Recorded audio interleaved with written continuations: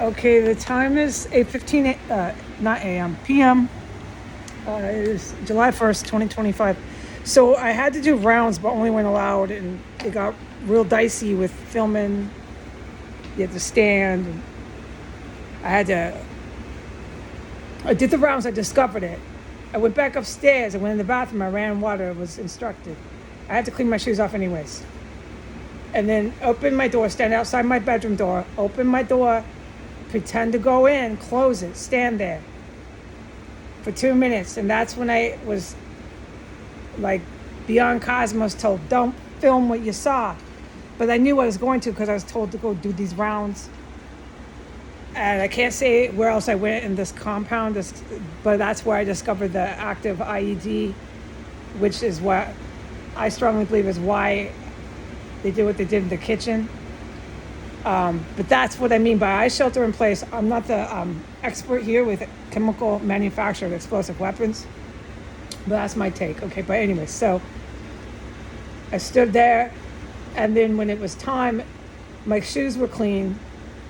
I was able to come in here. I left my shoes outside my door, came in here with my socks, grabbed my phone, and it was then, okay, go, put your shoes back on. It was a matter of 1 minute. And go film this and report this. So this is what I discovered.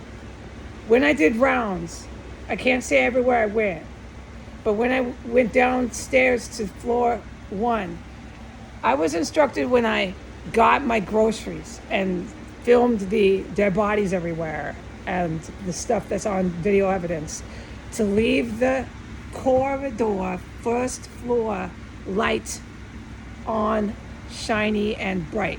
So that light you see when I'm going downstairs had been left on since we saw the Proud Boy on video evidence, okay? No other lights were on. And if it wasn't for me, the place would be pitch jet black. So I went downstairs, I went through the place. I went from the stairs into the living room. That was the way I was instructed to walk. From the living room, I went straight into the kitchen. Everything pitch jet black. When I went into the kitchen, that's when I flicked the kitchen light on, nice and shiny bright, and I saw that poltergeist had erupted in the kitchen. Every cupboard, every drawer, everything had been opened up and left that way. While I was making rounds in this compound, when I found the manufactured explosive weapon, I didn't find it like it's beeping and there's a fucking time bomb. I didn't find that. It's part of how it works. Let's just say that. I can't say where. I can't say anymore. All right? I even forgot my point. Anyways, when I had found that, trace back to my point here. I'm sorry, it's a little complicated. Oh yeah, when I had found it, I can't say when I had found the trace evidence, let's say that, it's trace evidence to their attempts after they breached the compound to utilize, I can legally say they were utilizing their manufactured chemical explosive weapons that they make on the compound. I found trace evidence to that. I can't say where. I was gassed with the poisonous chemical weapon. I can't say where, but I know I was gassed. And I said, okay, they're gassing me right as I stood right by it, the trace evidence. And I did the same thing. I stood there right by it for a good minute, just stood and stood, waited to be gassed. I got gassed. I stood in the gas for another about a minute. Then I did a certain thing. One thing I did was I ran a whole bunch of water. I'm standing in the gas still. They're pumping away. I can't say where. And only after I gone down to where they had left some trace evidence. It's not down, it's not up, it's just a term of speech. And I ran the water for a good minute, heavy water, turned it off, and vacated the crime scene. Okay, and that's when I did the rest of my rounds. And I went to floor 1 at that point, and that's when I discovered. So now we're going down. We're back to what I had just stated. We're going downstairs to. I come back, like I said, to wash off my shoes. I can't say where I was, but I'd come back to my bathroom to wash off my shoes. All right. So now we're going back to how I had come downstairs. We're going downstairs. We're going back to what I stated. I had no phone. I wasn't doing that. It's just I was doing rounds to see what these terrorists had done here. I have to. It's required. But only when it's safe, set time, because there's been so many murders, especially in that kitchen. And the only light was the one that I left. The whole place is pitch black. I go into the living room, and I walk from the living room straight into the kitchen, and the jet pitch dark. It's fucking black as night. You can't see anything.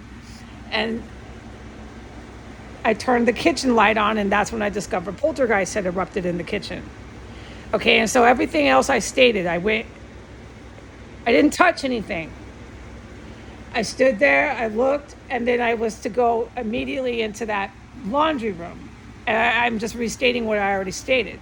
I stood there for about 2 minutes, waited to be gassed, stood in the gas for another 2 minutes, jumped down, went back, jumped down again, and then raced back to the bathroom. Okay, but the whole thing took about 5 minutes. I stood there in the gas, getting gassed. Okay, and then you can see on film, I go back, I do the same thing. I'm not getting gas that time, so they're chasing me around in the house with gas. I know that. They just did it at the other place. I found the trace evidence. All right, so I am to make that clear. This place was jet pitch black. No lights. The terrorists who entered and breached the compound left the place with no lights on. The kitchen with poltergeist. I'm the one that turned the lights on. And I am to leave that kitchen light on. Nice and bright.